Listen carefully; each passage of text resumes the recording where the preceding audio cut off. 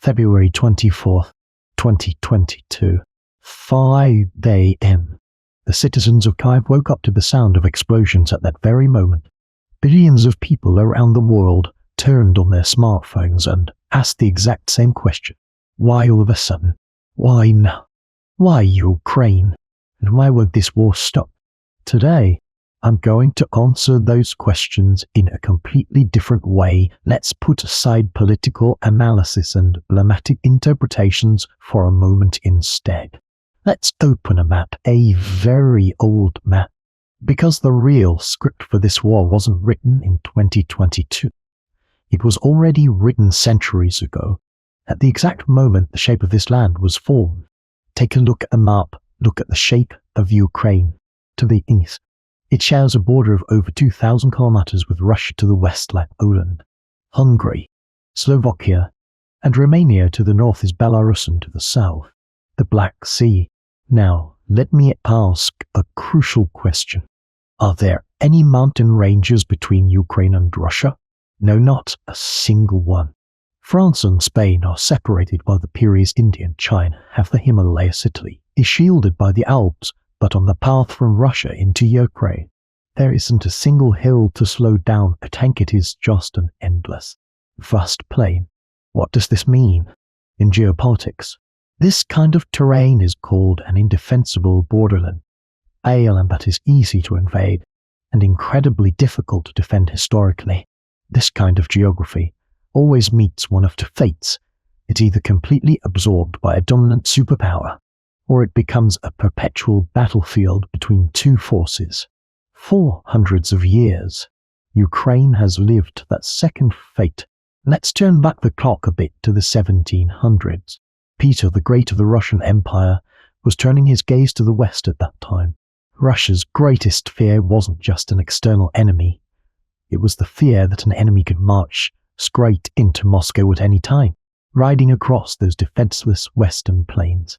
This fear was no exaggeration. Napoleon actually did it in 1812. Hitler did again in 1941.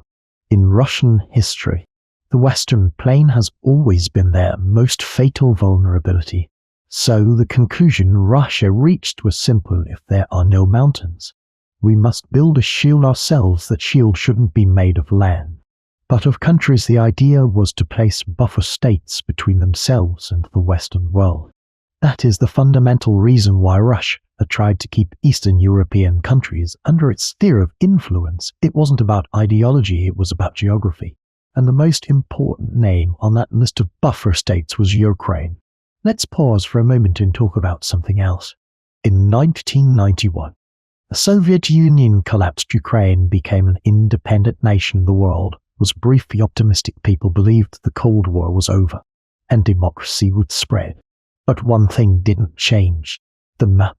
Ukraine became an independent country, but the fact that Russia was to its east didn't change the fact that there were no mountain ranges between the two nations. Didn't change either on Russia's geopolitical anxiety. That centuries-old fear of invasion from the west didn't disappear. Do you know what Russia feared the most after the Cold War ended? It was the eastward expansion of NATO. NATO is a military alliance created in 1949 to keep the Soviet Union in check, even after the collapse of the Soviet Union. And NATO didn't disappear instead. It kept expanding to the east. In 1999, Poland, the Czech Republic, and Hungary joined NATO. In 2004, the Baltic states, Slovakia, Slovenia, Romania, and Bulgaria followed. How did this look from Russia's perspective? The Western military alliance was pushing right up to its doorstep across those very plains. And in 2014, when the pro-Russian regime in Ukraine collapsed and the pro-Western government took over, the possibility of Ukraine joining NATO became a realistic scenario. For Russia, that was the ultimate nightmare, the fear that the country meant to be their shield could become the enemy's outpost. Right after that, Russia annexed the Crimean Peninsula. Why Crimea?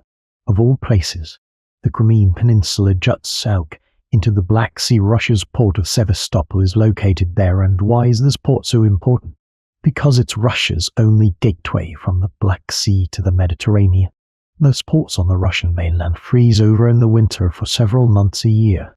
Warships and cargo ships are locked in the ice, but Sevastopol is a warm water port. It stays open all year round.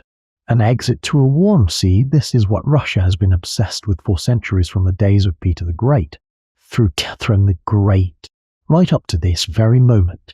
Russia has constantly pushed toward warm waters. Losing the Crimean Peninsula doesn't just mean losing a piece of territory for Russia. It means losing the door to the Black Sea, losing the path to the Mediterranean. It would essentially cripple their naval power.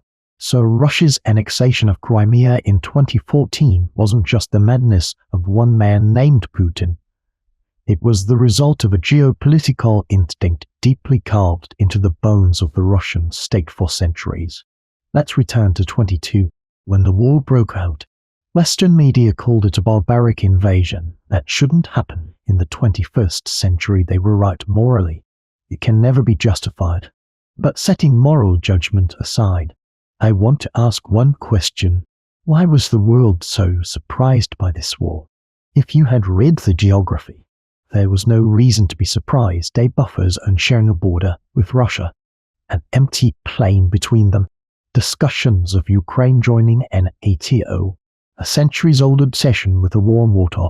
All of these conditions had been set in stone for a long time. This war is not a sudden event, it's a conclusion that was drawn on the map long ago. Let me ask a heavier question here. What, then, should the Ukrainians have done? This is the tragedy of a buffer state, a country placed on the geopolitical chessboard of major powers. Regardless of its own will or choices, Ukraine has been in that exact position for centuries. It was part of the Russian Empire, then part of the Soviet Union.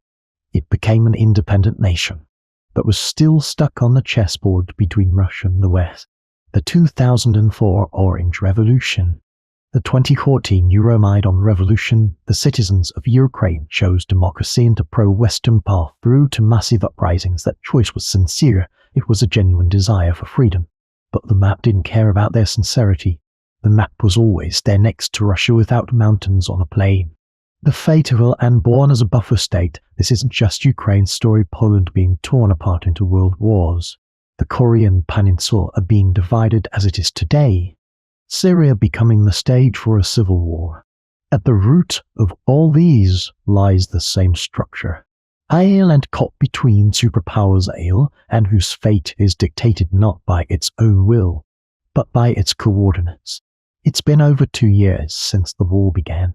Zelensky held out in Kyiv, and the Ukrainian military fought much harder than anyone expected. The world was surprised once again, this time, in a different way.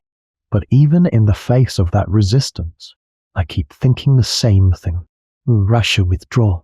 Will Ukraine achieve complete victory? Or will this war turn into a frozen conflict? Whatever the outcome may be, the map will not change. Russia will still be to the east of Ukraine. There will still be no mountains between the two countries, and Russia's geopolitical fear won't disappear just because Putin is gone, because that fear was created by geography, not by an individual. Even when the next leader comes, the plains will remain exactly the same. Let me wrap up with one very cold insight. When we watch international news, we mostly focus on the people. Who is the villain? Who is the victim? Who is more moral? I'm not saying those judgments are wrong, they are important. But those judgments alone can't explain why this war broke out here. They can't explain why this conflict won't stop either. You have to look at the terrain, you have to look at the map. The war in Ukraine is Putin's war. But long before that, it is a war of the plains, it is a war of a land with no mountains. It's an age-old war that a born as a buffer state had to fight. And this historical pattern means Ukraine won't be the first, nor the last. Because even at this very moment, somewhere in the world, the map is quietly writing down someone's destiny. In the next episode, I'll talk about something closer to home, the reason why a single semiconductor, the one inside the smartphone we carry around every day, sits on the most dangerous geopolitical fault line in the world. Why? If Taiwan shakes, Apple Nvidia, and the US Department of Defense all grind to a halt. I'll tell you that story